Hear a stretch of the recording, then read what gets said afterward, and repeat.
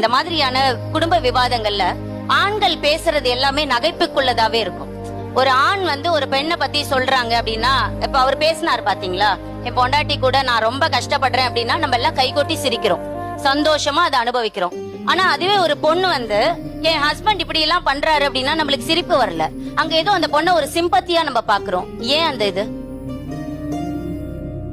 அவர் பேசும்போது உங்களால சிரிக்க முடியுது அப்படின்னா நாங்க அவரை குறை சொல்லும் போது உங்களுக்கு சிரிப்பு வரணும்ல, ஏன் வரல? அங்க ஏன் எங்களை பார்த்து சிம்பத்தி வருது? ஏன்னா நீங்க பெண்ணா உட்காந்து எல்லாமே இவங்க சைடுல தான் தவறுங்கிற மாதிரியான ஒரு பெண்கள் கிட்ட என்னன்னா, ஏன் நான் வந்து பெண்களுக்கு சப்போர்ட்னு கிடையாது, கண்டிப்பா அவங்க கிட்ட விஷயங்கள் இருக்கு. பட் ஒரு பாயிண்ட் ஆஃப் டைம்ல பெண்கள் கிட்ட என்ன வருது அப்படின்னா, நான் திருப்பி திருப்பி சொல்றேன் இல்ல, நீ ஏன் இதை செய்யவே மாட்டேங்கிற அப்படிங்கிற ஒரு கேள்வி வந்து எல்லா வீட்லயும் ஒழிச்சுக்கிட்டே இருக்கும். எத்தனை தடவை நீங்க சொன்னாலும் அவரால ஏத்துக்க முடியாத ஒரு விஷயம் இருக்கும்ல. ஃபார் எக்ஸாம்பிள் அவர் சொன்னார்ல, ஐ எம் எ பியூர் நான் வெஜிடேரியன்.